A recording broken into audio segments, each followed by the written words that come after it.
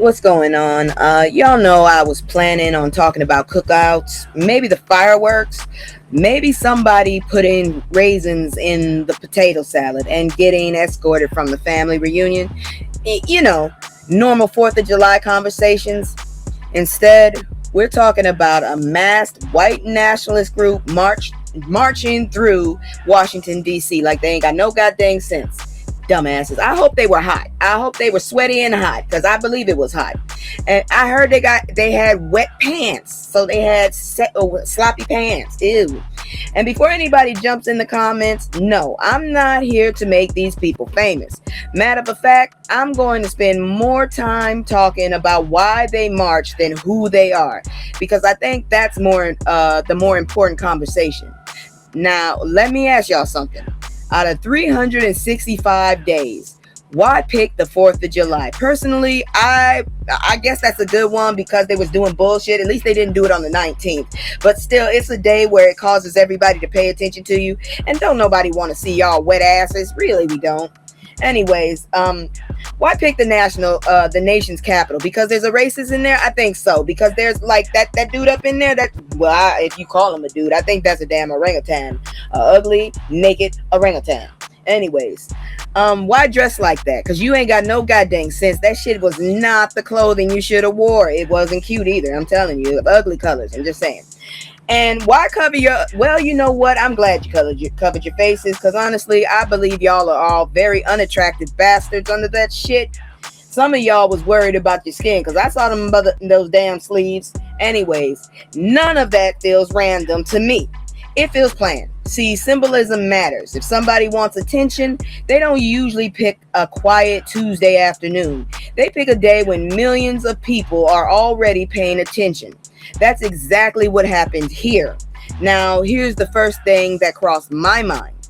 If you're proud of your message, why are you hiding your face? Help me understand, because every time somebody tells me they're standing boldly in their beliefs, I expect to see them standing there with their whole damn faces. Say it with your chest, god dang it. Instead, everybody looking like they were trying not to get recognized by their boss on Monday. What you scared for? What you scared for, man? The math ain't mathing. Now, don't misunderstand me. I'm not talking about whether people have a constitutional right to march. They do.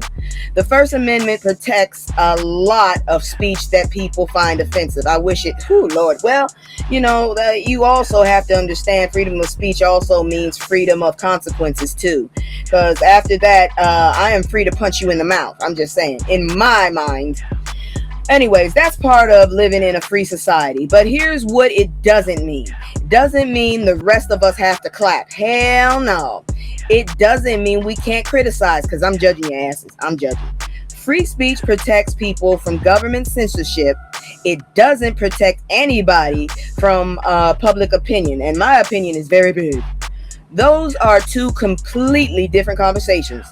Now, here's another thing I noticed. Whenever something like this happens, somebody always says, oh, it's just a march. Baby, history is full of things that started with somebody saying, it's just a meeting. It's just a rope. It's just a picnic. It's just a pamphlet. It's just a rally. It's just your ass coming to my house like a damn fool. Sometimes paying attention early is smarter than pretending nothing deserves a closer look until it's too late. I'm paranoid. I'm looking at every damn thing. If you come to my house with a cake, I want to know what kind of cake. It better not have nothing allergen in it. And if I swear to God, if I see your house and your house is dirty, I ain't taking that cake. I promise you. By the time you get to the car, that cake will be in the disposal unit. Anyways, now let me be clear. I'm not saying everybody who waves an American flag believes in the same thing. Absolutely not. Millions of Americans celebrated Independence Day peacefully with their families. I don't celebrate it because my family wasn't free around that time, but that's another story. This march doesn't define the country, but it does raise questions about how extremist groups choose to present themselves and why they pick certain moments to get attention. Look, the only attention you got from me is the fact that you were sweaty, your booties were wet, and you looked a hot mess. That's it. You was a hot ass mess. That's it. Actually, I think it's healthy to ask those questions though, because democracy isn't just about voting. I could not be no damn journalist. I will sit up there and ask, why the hell did you do the stupid shit you did? I don't care about decorum right now. I'm too damn old to care. Anyways, I think it's healthy to ask these questions because honestly, it's about paying attention. It's about staying informed. It's about recognizing that symbols matter, places matter, timing matters. Don't forget that. And now, here's the bigger question I want to leave with y'all. What does patriotism actually look like? Is it loud slogans? Is it marching in formation? Because I'm not even sure if they were in formation, honestly. I heard somebody trying to shout out Cadence, but it sounded like he was an idiot. Or is it believing that this country should continue striving towards its founding ideas for everyone? Them founding ideas wasn't for everybody. How about we just leave everybody alone and let them live their damn lives until they force us some shit? Then we can cause a kerfuffle, or whatever the hell it's called. But I think it's worth asking. While we're talking about history, history has a funny way of reminding us that movements change names. They change logos, they change clothes, sometimes they change tactics. That doesn't mean we should panic.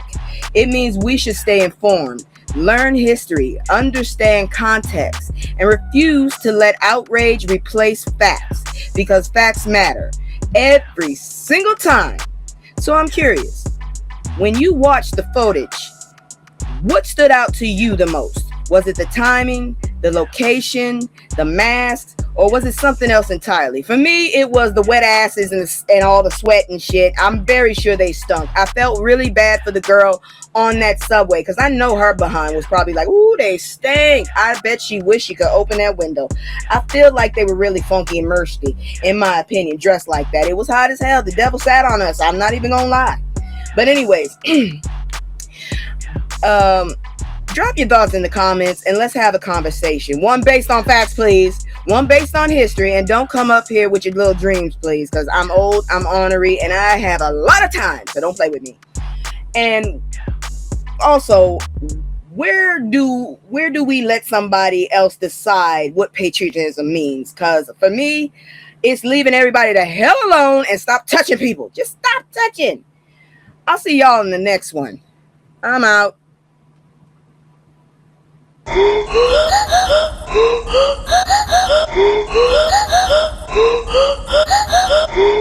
Hey, yeah, you. Before you click away to watch someone unbox a tactical toothbrush, let's talk about something real. Political Drain isn't just another content mill. We're a digital front in a very real war. Not with bullets, but with ideas, with action, and with solidarity. We pair urgent news with critical education.